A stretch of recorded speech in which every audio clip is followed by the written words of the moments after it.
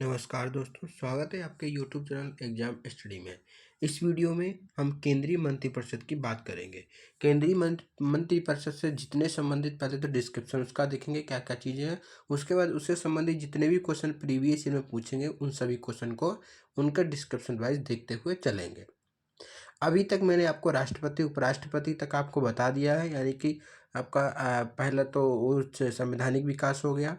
उसके बाद आपका हो जाएगा प्रस्तावना, फिर प्रस्तावना नागरिकता के बाद आपको मौलिक अधिकार सभी पूरे बताए हुए हैं। तो ये सभी वीडियो अगर आप लोगों ने नहीं देखे तो इन सबको देख लीजिए। उसी क्रम को आगे बढ़ाते हुए इस वीडियो में हम मंत्रिपरिषद की बात करेंगे, केंद्रीय मंत्रिपरिषद की, जिसमें हम विधिवत रूप से समझते हुए चलेंगे मंत्रिपरिषद से कौन कौन से अनुच्छेद संबंधित है, क्या क्या है, उन सब के बारे में। सबसे पहले इसको डिस्क्रिप्शन पार्ट को देख लेते हैं, उसके बाद क्वेश्चन आंसर को सॉल्व करेंगे। सबसे पहले है नोट्स में क्या दिया हुआ है। केंद्रीय मंत्रिपरिषद में प्रधानमंत्री, कैबिनेट मंत्री और राज्य मंत्री तथा उपमंत्री शामिल होते हैं। तो सबसे पहला ही क्वेश्चन बन सकता है, केंद्रीय मंत्रिपरिषद में कौन कौन शामिल होते हैं। तो केंद्रीय मंत्रिपरिषद में प्रधानमंत्री, कैबिनेट मंत्री, राज्य मंत्री और उपमंत्री शामिल होते हैं। अनुच्छेद 74 के एक के अनुसार राष्ट्रपति को सहायता और सलाह देने के लिए एक मंत्रिपरिषद होगी और जिसका प्रधान प्रधानमंत्री होगा। ये कहा गया है 74(1) में। फिर आगे है कि राष्ट्रपति अपने कृत्यों का प्रयोग करने में मंत्रिपरिषद की सलाह से कार्य करेगा। तो राष्ट्रपति जो है वो अपने कृत्यों का प्रयोग करने में मंत्रिपरिषद की सलाह से कार्य करेगा। 42वें संविधान संशोधन 1976 द्वारा इसको शामिल किया गया, ये प्रावधान। फिर देखते हैं कि परंतु राष्ट्रपति मंत्रिपरिषद से ऐसी सलाह पर साधारणतया या अन्यथा पुनर्विचार की अपेक्षा कर सकेगा और राष्ट्रपति ऐसे पुनर्विचार के पश्चात दी गई सलाह के अनुसार कार्य करेगा। फिर 44वें संविधान संशोधन 1978 द्वारा इसको शामिल किया गया, ये प्रावधान। फिर नेक्स्ट है कि अनुच्छेद 74 का सेकेंड। अनुच्छेद 74 के सेकेंड के अनुसार इस प्रश्न की किसी न्यायालय में जांच नहीं की जाएगी। ठीक है, ऐसा कोई प्रश्न जिसकी न्यायालय में जांच नहीं की जाएगी कि क्या मंत्रियों ने राष्ट्रपति को सलाह दी है या दी है तो क्या दी है। तो इस प्रावधान पे किसी भी न्यायालय में जांच नहीं की जाएगी। ये 74 के 2 में प्रावधान दिया गया है। उसके बाद है अनुच्छेद 75 का फर्स्ट में क्या है कि 75 के फर्स्ट में के अनुसार प्रधानमंत्री की नियुक्ति राष्ट्रपति करेगा। तो ये 75 में है। तो 75 के 1 में प्रधानमंत्री की नियुक्ति राष्ट्रपति करेगा और अन्य मंत्रियों की नियुक्ति राष्ट्रपति प्रधानमंत्री की सलाह से करेगा। यह है 75 के 1 में। और 75 के 1 के का में क्या है, तो 75 के 1 के का के अनुसार मंत्रिपरिषद में प्रधानमंत्री सहित मंत्रियों की कुल संख्या लोकसभा के सदस्यों की संख्या का 15% से अधिक नहीं होगी। तो पूरी मंत्रिपरिषद में प्रधानमंत्री सहित कुल मंत्रियों की संख्या जो है वो लोकसभा के सदस्यों की संख्या का 15% से अधिक नहीं होगा। और संविधान संशोधन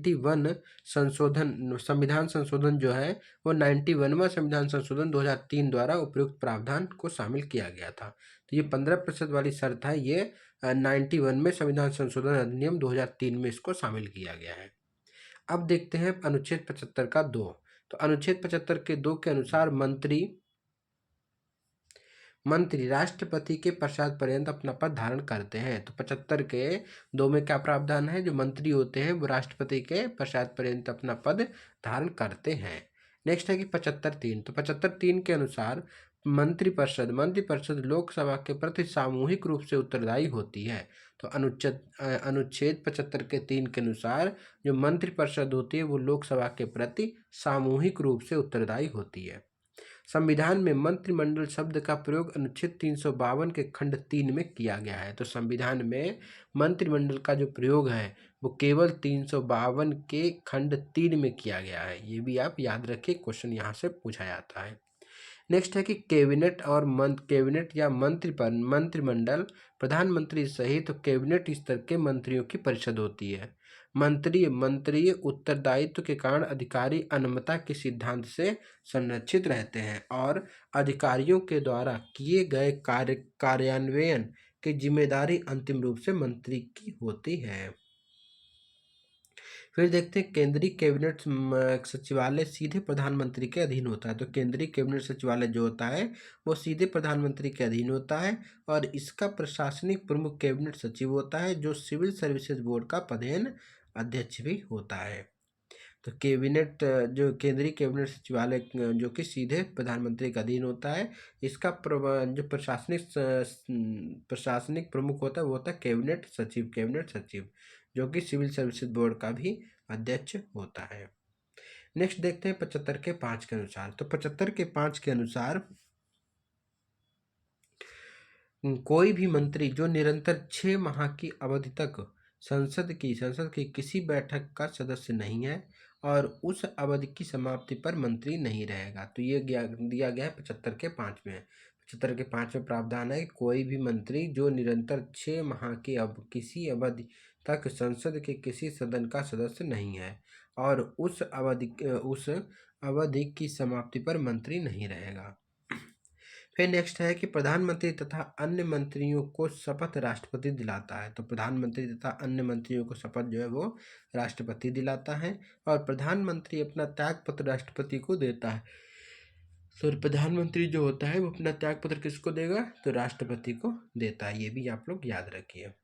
नेक्स्ट है कि संघीय मंत्रिमंडल की बैठक की अध्यक्षता प्रधानमंत्री करता है। तो संघीय मंत्रिमंडल होती है उसकी अध्यक्षता जो है वो प्रधानमंत्री करता है और अनुच्छेद 78 के अनुसार अनुच्छेद 78 या 78 के अनुसार प्रधानमंत्री राष्ट्रपति को ऐसी सूचना देगा जो संघीय प्रशासन तथा विधान के बारे में उसके द्वारा मांगी गई हो। तो 78 में यह हो गया कि प्रधानमंत्री राष्ट्रपति को ऐसी सूचना देगा जो संघीय प्रशासन तथा विधान के बारे में इसके द्वारा मांगी गई हो।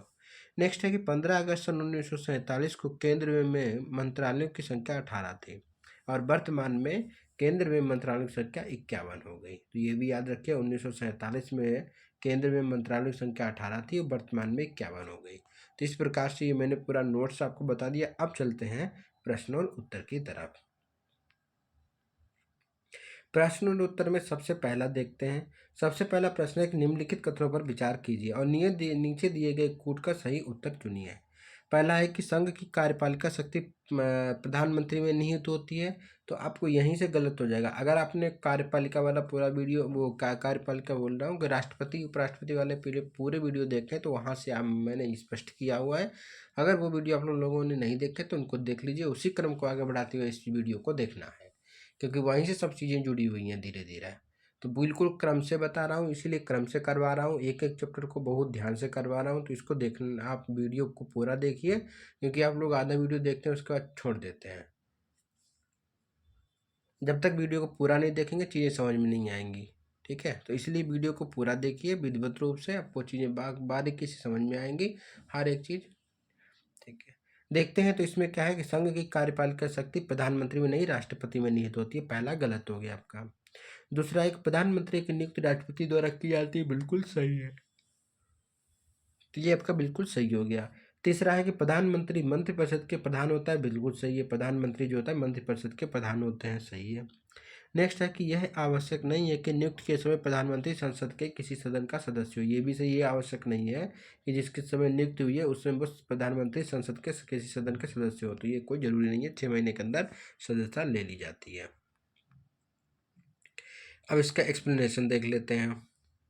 एक्सप्लेनेशन है कि संविधान के अनुच्छेद 53 के 1 के अनुसार संघ की कार्यपालिका शक्ति राष्ट्रपति में निहित होगी और वह इसका प्रयोग राष्ट्रपति के अनुसार वह इसका प्रयोग संविधान के अनुसार स्वयं या अपने अधीनस्थ अधिकारियों द्वारा करेगा। अनुच्छेद 74(1) के तहत प्रधानमंत्री मंत्रिपरिषद का प्रधान होता है और अनुच्छेद 75 के 1 के अनुसार प्रधानमंत्री की नियुक्ति राष्ट्रपति द्वारा होती है। अनुच्छेद 75 के 1 के अनुसार प्रधानमंत्री की नियुक्ति जो है वो राष्ट्रपति द्वारा होती है और अनुच्छेद 75 के 5 के प्रावधान के तहत कोई भी व्यक्ति ये संसद का सदस्य नहीं है तो भी वह प्रधानमंत्री बन सकता है या मंत्रिपरिषद में शामिल हो सकता है, लेकिन 6 माह के भीतर उसको सदन की सदस्यता अवश्य लेनी होगी। ये एक शर्त है। नेक्स्ट क्वेश्चन की ओर बढ़ते हैं। नेक्स्ट क्वेश्चन है कि भारत के प्रधानमंत्री के विषय में निम्नलिखित में से कौन सा कथन सही है, बताना है कि जो भारत का प्रधानमंत्री होता है वो निम्नलिखित में से कौन सा कथन सही है बताना है। पहला, एक प्रधानमंत्री मंत्रिपरिषद का नाम मात्र का प्रधान का नेता होता है, गलत है। नाम मात्र का तो राष्ट्रपति होता है, ये तो वास्तविक होता है, ये वास्तविक नेता होता है, पहला गलत हो गया। दूसरा है वह संसद के प्रति उत्तरदायी नहीं है, बिल्कुल गलत है। संसद के प्रति उत्तरदायी है, लोकसभा के प्रति प्रधानमंत्री उत्तरदायी रहता है। उसके बाद है कि वह अपने मंत्रियों में से किसी को बर्खास्त नहीं कर सकता है, बिल्कुल कर सकता है, तो ये भी आपका गलत हो गया, कर सकता है। फिर ये प्रधानमंत्री मंत्रिपरिषद का वास्तविक नेता होता है, यही आपका सही है। प्रधानमंत्री जो है वो मंत्रिपरिषद का वास्तविक नेता होता है। एक्सप्लेनेशन देख लेते हैं। भारत के संविधान के अनुसार 74(1) में स्पष्ट उल्लेख है कि राष्ट्रपति को सहायता और सलाह देने के लिए एक मंत्रिपरिषद होगी, जिसका प्रधान प्रधानमंत्री होगा। राष्ट्रपति अनिवार्यतः ऐसे व्यक्ति को प्रधानमंत्री नियुक्त करता है जो उस दल का नेता हो, जिसका लोकसभा में बहुमत हो, या ऐसा व्यक्ति जो अन्य राजनीतिक दलों का समर्थन प्राप्त करने करके लोकसभा में विश्वास मत प्राप्त कर लेगा। और ये सभी मंत्री राष्ट्रपति के द्वारा प्रधानमंत्री की सलाह पर नियुक्त किए जाते हैं। अनुच्छेद 75 के 3 के अनुसार के 3 के तहत मंत्रिपरिषद प्रधानमंत्री सहित लोकसभा के प्रति उत्तरदायी होती है। देखो दे दिया, तो अनुच्छेद 75 3 के अनुसार क्या है कि मंत्रिपरिषद या प्रधानमंत्री सहित वो लोकसभा के प्रति उत्तरदायी होती है। प्रधानमंत्री व्यवहार में राष्ट्रपति के माध्यम से किसी को भी बर्खास्त कर सकता है, लेकिन व्यवहार में प्रधानमंत्री मंत्रिपरिषद का वास्तविक नेता होता है, था बी कथन सही था। नेक्स्ट है कि भारत का प्रधानमंत्री है, तो भारत का प्रधानमंत्री होता है क्या, नियुक्त किया जाता है, तो भारत का प्रधानमंत्री नियुक्त किया जाता है। नेक्स्ट है कि भारत का प्रधानमंत्री मुख्य है, राज्य सरकार का, केंद्र सरकार का, केंद्र और राज्य दोनों का, या उपयुक्त में से कोई नहीं, एक से अधिक, तो ये हो गया केंद्र सरकार का। ठीक है, केंद्र सरकार का मुख्य है। अनुच्छेद 74(1) के अनुसार राष्ट्रपति को सहायता और सलाह देने के लिए एक मंत्रिपरिषद होगी, जिसका प्रधान प्रधानमंत्री होगा। राष्ट्रपति अपने कृत्यों का प्रयोग ऐसी सलाह के अनुसार कार्य करेगा, और इसमें इस प्रकार भारत का प्रधानमंत्री केंद्रीय सरकार का व्यवहारिक प्रमुख होता है। वस्तुतः लोकसभा में बहुमत दल या गठबंधन का नेता होता है। नेक्स्ट क्वेश्चन की ओर बढ़ते हैं। क्वेश्चन नंबर 5 बोलता है कि भारतीय संविधान के अनुच्छेद 78 में प्रावधान है दायित्वों का, तो निम्न 78 में किसके जो है दायित्व का प्रावधान करता है, तो प्रधानमंत्री के दायित्व का प्रावधान अनुच्छेद 78 में किया गया है। देखते हैं।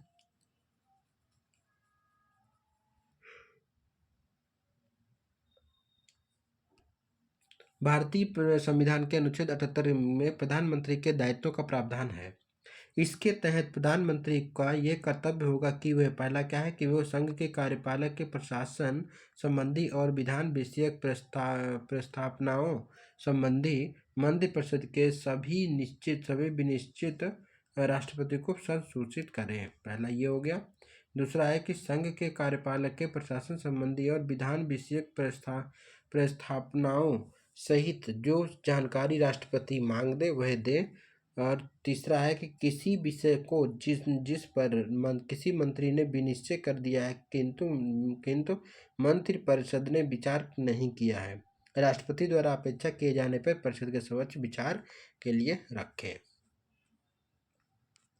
नेक्स्ट है कि कैबिनेट का तात्पर्य है, तो कैबिनेट का तात्पर्य क्या है, तो कैबिनेट स्तर के सभी मंत्री। तो कैबिनेट का तात्पर्य क्या है, तो कैबिनेट स्तर के सभी मंत्री होते हैं जो कैबिनेट स्तर के मंत्री। देखिए कैबिनेट जिसको मंत्रिमंडल भी कहा जाता है, प्रधानमंत्री सहित कैबिनेट स्तर के मंत्रियों की परिषद होती है, जबकि मंत्रिपरिषद में प्रधानमंत्री एवं कैबिनेट स्तर के मंत्रियों सहित राज्य मंत्री एवं उप मंत्री भी शामिल होते हैं। मंत्रिमंडल का उल्लेख मात्र अनुच्छेद 352 में किया गया है 44वें संविधान संशोधन से। नेक्स्ट है कि कैबिनेट में सम्मिलित होते हैं, तो कैबिनेट में सम्मिलित होते हैं केवल कैबिनेट के मंत्री ही में सम्मिलित होते हैं। नेक्स्ट क्वेश्चन है कि संविधान में मंत्रिमंडल शब्द एक ही बार प्रयोग किया गया है, कहाँ, तो वो है 352 में मंत्रिमंडल का प्रयोग सिर्फ एक संविधान में एक ही बार किया गया है। संविधान में एक्सप्लेनेशन देख लेते हैं। संविधान में मंत्रिमंडल शब्द का प्रयोग केवल 352 के खंड 3 में किया गया है। इसके अनुसार राष्ट्रपति आपातकाल की उद्घोषणा तभी कर सकेगा जब संघ का मंत्रिमंडल उसे लिखित रूप से ऐसा संसूचित करे। 44वें संविधान संशोधन अधिनियम 1978 से उपबंधित है। ज्ञातव्य है कि अनुच्छेद 352(3) में मंत्रिमंडल शब्द का उल्लेख 2 बार किया गया है। नेक्स्ट है कि संघ सरकार के संदर्भ में निम्नलिखित कथनों पर विचार कीजिए। तो ये संघ सरकार के संदर्भ में बता रहा है, इसमें विचार करना है कौन सा कथन आपका सही है। हाँ, कौन सा कथन यहाँ पे बोल रहा है सही है, बताना है आपको। पहला है कि एन गोपाल, ये है किसके बारे में, संघ सरकार के बारे में। एन गोपाल स्वामी अयंगर समिति ने सुझाव दिया था कि किसी भी मंत्री या किसी सचिव को प्रशासनिक सुधार करने और उसे बढ़ावा देने के लिए पूर्णतः नामित किया जाना चाहिए। तो ये आपका गलत हो गया, नहीं ऐसा नहीं था। दूसरा है कि प्रशासनिक सुधार आयोग 1966 की संस्तुति के आधार पर वर्ष 1970 में कार्मिक विभाग का गठन किया गया और इसे प्रधानमंत्री के प्रभार के अधीन रखा गया। हाँ, बिल्कुल सही है, दूसरा वाला सही है।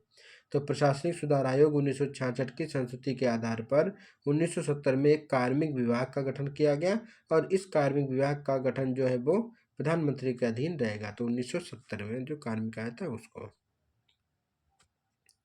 देखिए, एन गोपाल स्वामी अयंगर भारत संविधान सभा के प्रारूप समिति में से एक सदस्य थे, जिन्होंने 1950 में अपनी रिपोर्ट केंद्र सरकार को मशीनरी का पुनर्गठन यानी कि reorganisation of the machinery of central government में मंत्रियों के समूह या ब्यौरा बनाए जाने, कार्मिकों की क्षमताओं में सुधार तथा एक संगठन एवं प्रक्रियाएं विभाग प्रभाग की स्थापना की अनुशंसा की थी। इसलिए पहला कथन गलत हो गया था।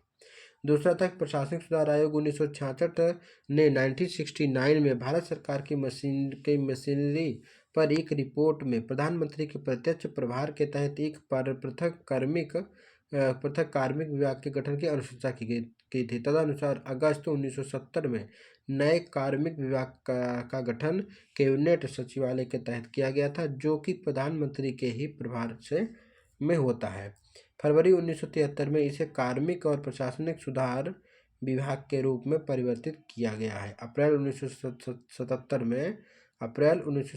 में इस विभाग को कैबिनेट सचिवालय से हटाकर गृह मंत्रालय के तहत लाया गया। जनवरी 1985 में इस विभाग को गृह मंत्रालय से स्थानांतरित कर प्रधानमंत्री के स्वतंत्र प्रभार के तहत कर दिया गया था और मार्च 1985 में इसे कार्मिक एवं प्रशिक्षण, प्रशासनिक सुधार, लोक शिकायतें और पेंशन मंत्रालय में परिवर्तित कर दिया गया, जिसका समग्र प्रभार जो है वो प्रधानमंत्री के तहत होता है। नेक्स्ट क्वेश्चन है कि संघ सरकार के संदर्भ में निम्नलिखित पर विचार कीजिए और इनमें से कौन सा कथन सही है, बताना है आपको। पहला है, कैबिनेट सचिव की सलाह पर प्रधानमंत्री द्वारा भारत सरकार के मंत्रालय या विभागों का सृजन किया जाता है। गलत, कैबिनेट सचिव की सलाह पर नहीं किया जाता है, गलत हो गया। दूसरा है कि हर एक मंत्रालय को प्रधानमंत्री की सलाह पर भारत के राष्ट्रपति द्वारा किसी मंत्री को प्रदान किया जाता है। हाँ, ये सही है। तो हर एक मंत्रालय को प्रधानमंत्री की सलाह पर भारत के राष्ट्रपति द्वारा किसी मंत्री को प्रदान किया जाता है। तो ये आपका सही है, दूसरा वाला सही था।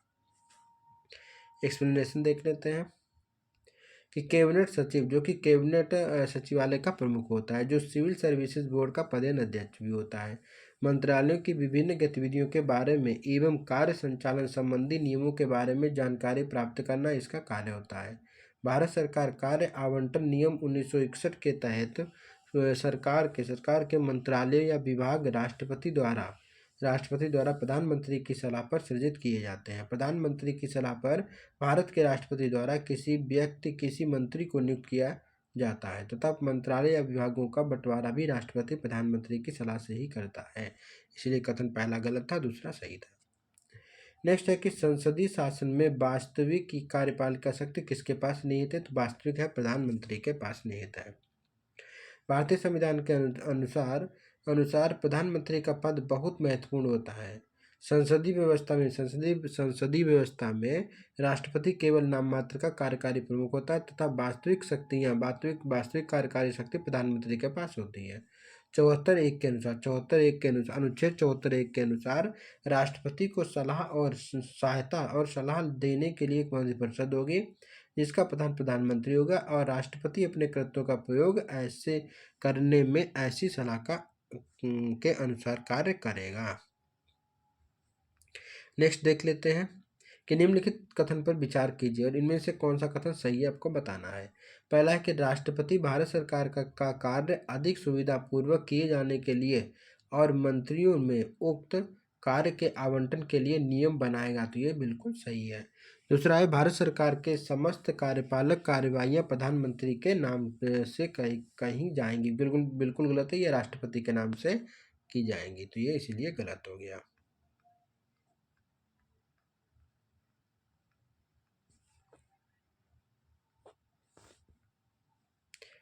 नेक्स्ट देखते हैं, पहले से इसका एक्सप्लेनेशन देख लेते हैं कि भारतीय संविधान के अनुच्छेद 77(1) के अनुसार भारत सरकार की समस्त कार्यपालिका कार्यवाही राष्ट्रपति के नाम से कही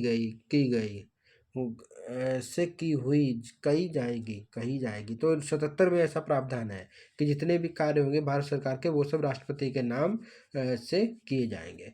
और 77(3) के अनुसार राष्ट्रपति भारत सरकार का कार्य अधिक सुविधापूर्वक किए जाने के लिए मंत्रियों में उक्त कार्य के आवंटन के लिए नियम बनाएगा।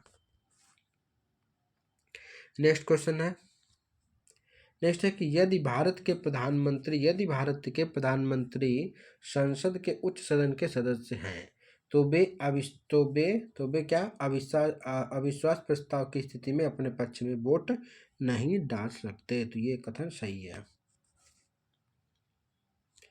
प्रधानमंत्री या मंत्रिपरिषद का कोई भी सदस्य जो किसी भी सदन का सदस्य है वह बोल सकता है, मतदान कर सकता है, किंतु वह जिस सदन का सदस्य नहीं है वहाँ बोल तो सकता है किंतु मतदान में भाग नहीं ले सकता है। अविश्वास प्रस्ताव मंत्रिपरिषद में लोकसभा के विश्वास के निर्धारण हेतु लोकसभा में लाया जाता है। अतः यदि भारत के प्रधानमंत्री संसद के उच्च सदन के सदस्य हैं तो वे अविश्वास प्रस्ताव की स्थिति में अपना वोट नहीं दे सकते हैं। यदि अविश्वास प्रस्ताव लोकसभा में पारित हो जाए तो मंत्रिपरिषद को त्यागपत्र देना पड़ता है। अगर अविश्वास प्रस्ताव जो है वो लोकसभा में पारित हो जाए तो मंत्रिपरिषद को अपना त्यागपत्र देना पड़ेगा।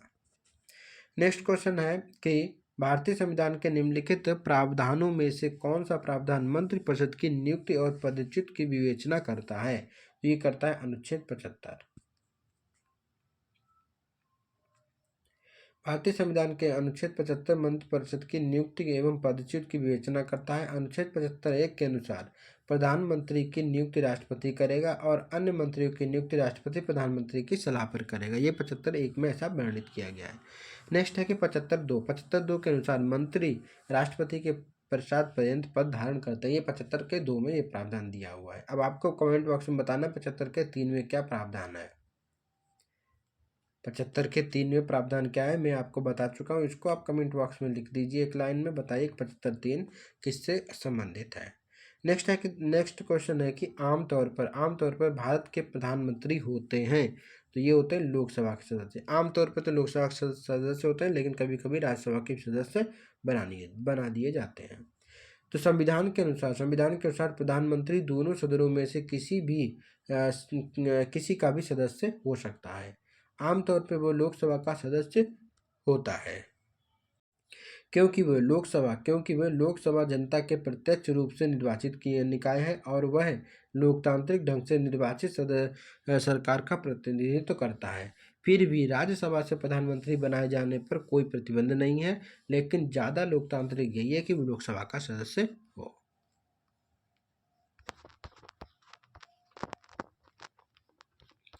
नेक्स्ट क्वेश्चन देखते हैं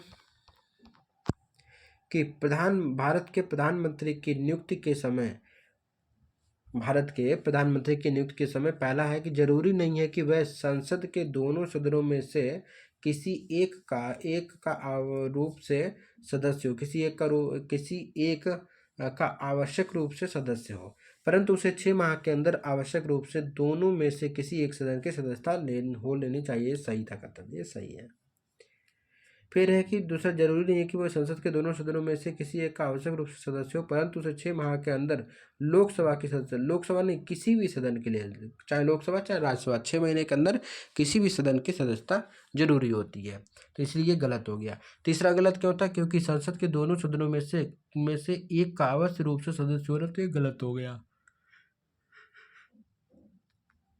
ये तो आपका गलत था कि आवश्यक रूप से लोकसभा का सदस्य होना चाहिए, गलत है। एक्सप्लेनेशन देख लेते हैं एक बार में कि राष्ट्रपति द्वारा उस व्यक्ति को प्रधानमंत्री नियुक्त किया जाता है जिसे लोकसभा में बहुमत प्राप्त दल या गठबंधन के द्वारा अपना नेता चुना जाता है। प्रधानमंत्री की नियुक्ति के समय उसका किसी सदन का सदस्य होना आवश्यक नहीं है, किंतु अनुच्छेद 75 के 3 के प्रावधान के तहत प्रधानमंत्री पद पर नियुक्त किए जाने से 6 माह के भीतर उस व्यक्ति एक सदन लोकसभा या राज्यसभा का सदस्य बन जाना आवश्यक होता है, अन्यथा 6 माह के बाद अपने पद पर नहीं रह सकता है। नेक्स्ट है कि भारत का प्रधानमंत्री बनने के लिए न्यूनतम आयु कितनी होनी चाहिए? तो 25 वर्ष न्यूनतम आयु होनी चाहिए प्रधानमंत्री बनने के लिए। संविधान के अनुच्छेद 75 के 1 के अनुसार राष्ट्रपति प्रधानमंत्री की नियुक्ति करेगा। तो राष्ट्रपति क्या करेगा? तो प्रधानमंत्री की नियुक्ति करेगा, और वह व्यक्ति संसद सदस्य लोकसभा या राज्यसभा का होना अनिवार्य है, अथवा 6 माह के भीतर उसे संसद का सदस्य होना होगा, और लोकसभा के सदस्य के लिए कम से कम 25 वर्ष की आयु तथा राज्यसभा के लिए कम से कम 30 वर्ष की आयु का होना आवश्यक है। प्रधानमंत्री बनने के लिए न्यूनतम आयु 25 वर्ष लोकसभा के सदस्य हेतु होती है। नेक्स्ट है कि प्रधानमंत्री को राष्ट्रपति के द्वारा नियुक्त किया जाता है। तो राष्ट्रपति के द्वारा प्रधानमंत्री को नियुक्त किया जाता है। संविधान के अनुच्छेद 75(1) के तहत प्रधानमंत्री राष्ट्रपति द्वारा नियुक्त किए जाते हैं। सामान्यतः राष्ट्रपति द्वारा बहुमत पार्टी द्वारा नामित व्यक्ति वह संसद सदस्य हो भी सकता है, नहीं भी, को प्रधानमंत्री नियुक्त किया जाता है। यद्यपि लोकसभा में किसी भी दल का पूर्ण बहुमत न होने पर पूरी तरह से राष्ट्रपति पर निर्भर करता है कि वह इसे प्रधानमंत्री नियुक्त करे। नेक्स्ट क्वेश्चन की ओर बढ़ते हैं। नेक्स्ट क्वेश्चन है कि अधोलिखित में से कौन सा वक्तव्य सही है? किसके बारे में? तो भारत के प्रधानमंत्री के बारे में। इनमें से कौन सा कथन सही है, आपको बताना है। पहला, एक संसद के दोनों सदनों के सदस्यों में से अपने मंत्रियों का चयन करके वे लिए स्वतंत्र, गलत है। दूसरा है कि भारत इस विषय में भारत के राष्ट्रपति के साथ उचित परामर्श करके अपने मंत्रिमंडल के सहयोगियों का चयन कर सकता है, बिल्कुल गलत है, नहीं कर सकता है।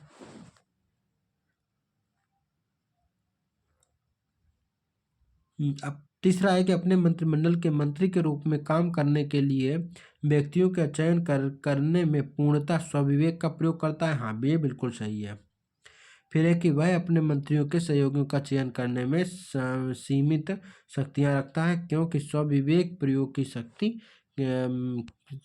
यहाँ भारत के राष्ट्रपति में निहित है। तो ये गलत हो गया, आपका सी वाला सही था। एक्सप्लेनेशन देख लेते हैं कि प्रधानमंत्री मंत्रिपरिषद का प्रधान होता है। उसे अपने सहयोगी के रूप में ऐसे व्यक्ति को चुनने का पूर्ण अधिकार है जो उसके साथ मिलकर कार्य कर सके।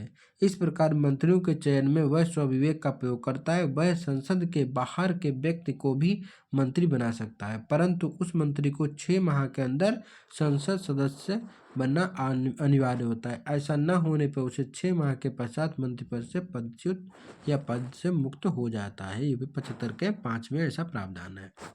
नेक्स्ट है कि जो व्यक्ति संसद का सदस्य नहीं है वह केंद्रीय मंत्री रह सकता है, वही 6 माह तक रह सकता है। उसके 6 माह के अंदर चुनाव कराने पड़ते हैं तब वो। नेक्स्ट है कि भारत में वह मंत्री जो संसद के सदनों में से किसी एक सदन का भी सदस्य नहीं है, उसे मंत्री के पद पर मुक्त हो जाना पड़ता है। तो वही 6 माह के बाद, 6 माह तक बना रहेगा, उसके बाद पद मुक्त करना पड़ेगा। नेक्स्ट है कि भारत की संसद के संबंध में निम्नलिखित में से कौन सा कथन सही नहीं है, यानी कि कौन सा कथन गलत है, आपको बताना है संसद के बारे में। पहला है कि संविधान में एक संसदीय प्रणाली की सरकार का प्रावधान किया गया है। हाँ, बिल्कुल सही है। दूसरा है कि संसद का सर्वप्रमुख कार्य है कि मंत्रिमंडल का प्रावधान करना। हाँ, ये भी सही है। तीसरा है कि मंत्रिमंडल की सदस्यता निम्न सदन तक सीमित है। गलत है, सीमित नहीं, निम्न सदन तक सीमित नहीं है, तो यह पक्का गलत हो गया। मंत्रिमंडल में कोई भी हो सकता है, ठीक है। फिर तीसरा है कि मंत्रिमंडल को लोकप्रिय सदन का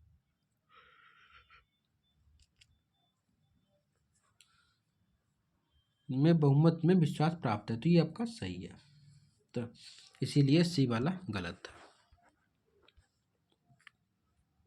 एक बार एक्सप्लेनेशन देख लेते हैं। सी गलत है क्योंकि मंत्रिमंडल का सदस्य निम्न सदन लोकसभा के साथ साथ उच्च सदन राज्यसभा का भी हो सकता है। यहाँ यह है कि यहाँ तक कि संसद के दोनों सदनों के बाहर के व्यक्ति भी मंत्रिमंडल का सदस्य हो सकते हैं, परंतु उसे 6 माह के भीतर संसद की किसी सदन की सदस्यता ग्रहण करनी पड़ेगी। नेक्स्ट है कि भारत का प्रधानमंत्री किसके प्रति जवाबदेह है? तो भारत का प्रधानमंत्री है तो वो किसके प्रति जवाबदेह है? तो लोकसभा के प्रति जवाबदेह। सी आंसर इसका सही था, लोकसभा के प्रति जवाबदेह है। एक्सप्लेनेशन देख लेते हैं कि भारतीय संविधान के अनुच्छेद 75 के 3 के तहत मंत्रिपरिषद सामूहिक रूप से लोकसभा के प्रति उत्तरदायी होती है। चूंकि मंत्रिपरिषद का प्रधानमंत्री होता है, अतः प्रधानमंत्री भी लोकसभा के प्रति ही जवाबदेह है।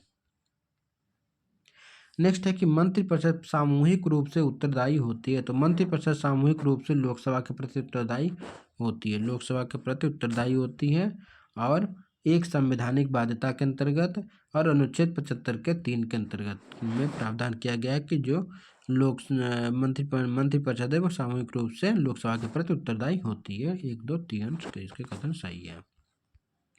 संविधान के अनुच्छेद 75 के 3 के अनुसार मंत्रिपरिषद सामूहिक रूप से लोकसभा के प्रति उत्तरदायी होती है। यह एक संवैधानिक बाध्यता है, अतः इस अभिष्ट उत्तर भी सही होगा। और 74(3) में संविधान में नहीं है, इसका वर्णन 74(3) में नहीं है बल्कि 75 के 3 में है।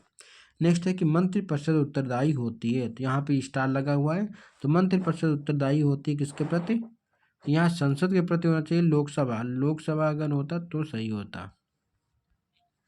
देखिए 75(3) के अनुसार मंत्रिपरिषद लोकसभा के प्रति सामूहिक रूप से उत्तरदायी होती है, अतः निकटतम उत्तर संसद ही होगा। नेक्स्ट क्वेश्चन की ओर बढ़ते हैं।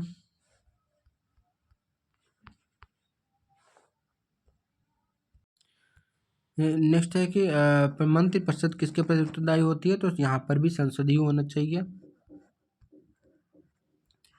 नेक्स्ट है कि 27 नंबर क्वेश्चन कि मंत्रिपरिषद सामूहिक रूप से निम्न में से किसके प्रति उत्तरदायी होती है? तो लोकसभा के प्रति। नेक्स्ट है कि संघीय मंत्रिपरिषद के मंत्री सामूहिक रूप से किसके प्रति उत्तरदायी होते हैं? तो केवल लोकसभा के प्रति। अनुच्छेद 75 के 2 के अनुसार संघीय मंत्रिपरिषद के मंत्री राष्ट्रपति के पश्चात पर्यंत पद धारण करते हैं। अनुच्छेद 75(3) के अनुसार मंत्रिपरिषद सामूहिक रूप से लोकसभा के प्रति उत्तरदायी होती है। नेक्स्ट है कि भारतीय संविधान के संदर्भ में निम्नलिखित कथनों पर विचार कीजिए। पहला कथन है कि संघ मंत्रिपरिषद लोकसभा के प्रति सामूहिक रूप से उत्तरदायी होती है, बिल्कुल सही है। दूसरा है कि संघ के मंत्री प्रधानमंत्री के पश्चात पर्यंत अपना पद धारण करते हैं, नहीं राष्ट्रपति के पश्चात पर्यंत अपना पद धारण करते हैं, दूसरा गलत है। पहला वाला सही है, केवल सही एक ही सही उत्तर इसका है।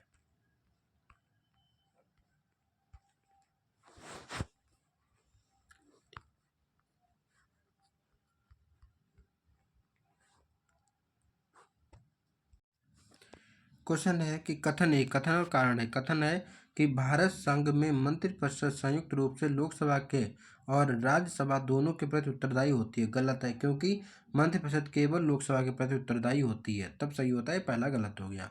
दूसरा कारण है कि लोकसभा और राज्यसभा दोनों सदनों के सदस्य संघीय सरकार के मन में मंत्री बनने के लिए पात्रता रखते हैं। हाँ बिल्कुल रखते हैं, सही है।